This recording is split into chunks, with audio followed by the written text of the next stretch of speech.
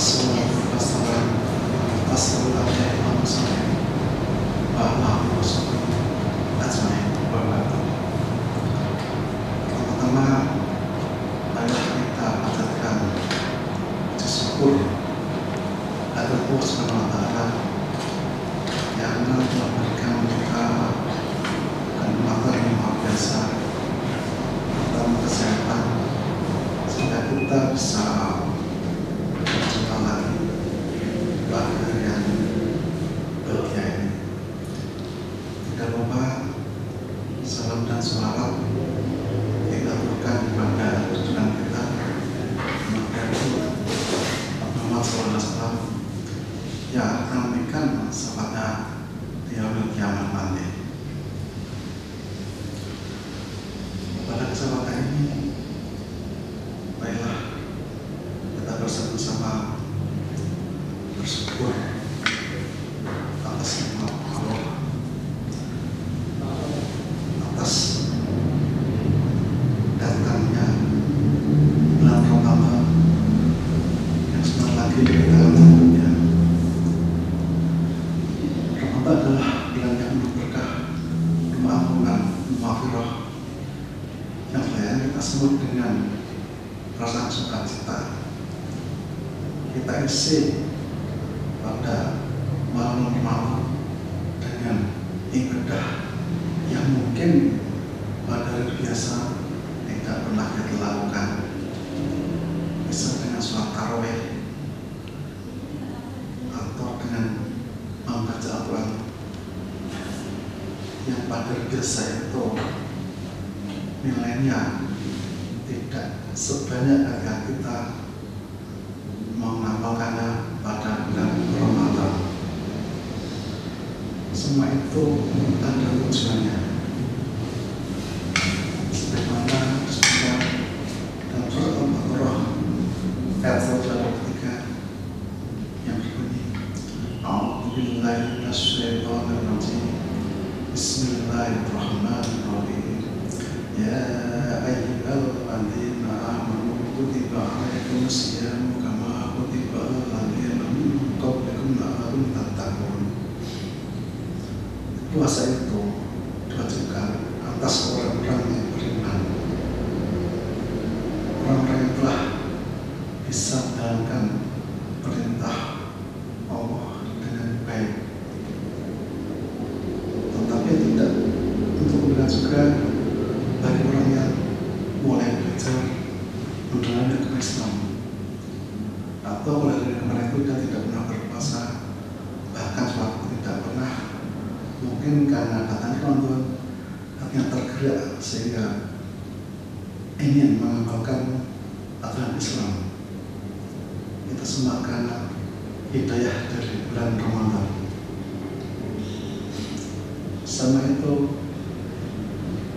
kita juga harus selalu mengamalkan ibadah lain selain ibadah yang sebenarnya makhluk dan sebenarnya bermakhluk.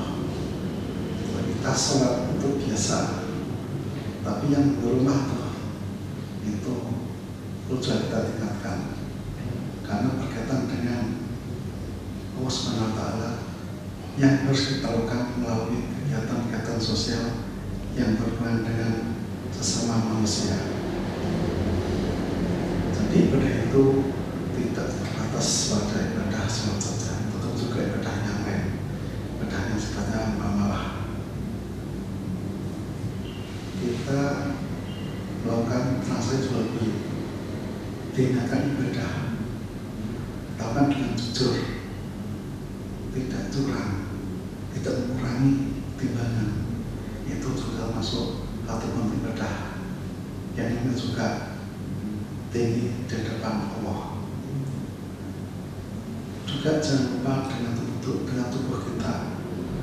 Kita tubuh kita agar selalu senantiasa dapat kita pakai untuk berjalan baik dengan cara berolahraga, dengan cara makan makanan yang baik, pola makan dijaga.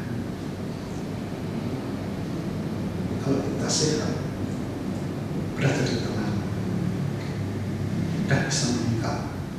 Tapi sebaliknya, kalau kondisi kita tidak baik, mungkin ibadah kita akan berkurang.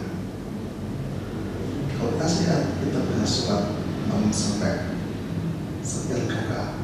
Tetapi ketika badan kita tidak sehat, maka itu tidak akan tercapai karena ada gangguan pada tubuh kita.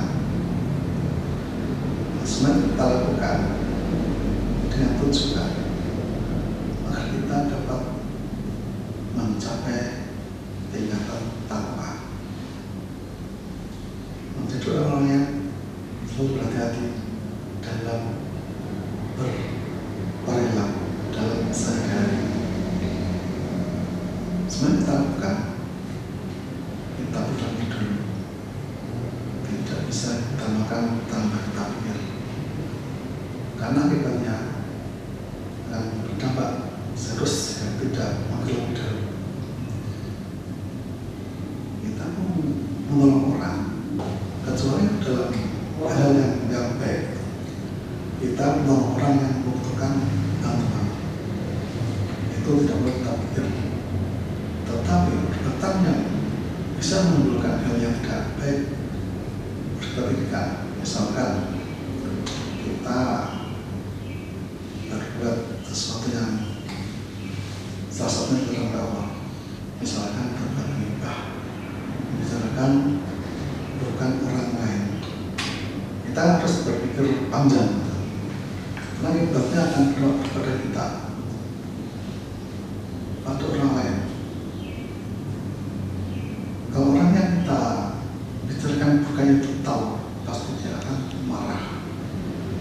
Jadi kita akan mendapat dosa karena kita sudah membuka aib orang lain.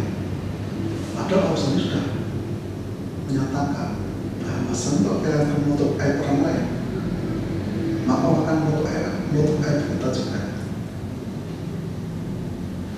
Kalau itu sudah sampai tingkatan takwa, itu tidak akan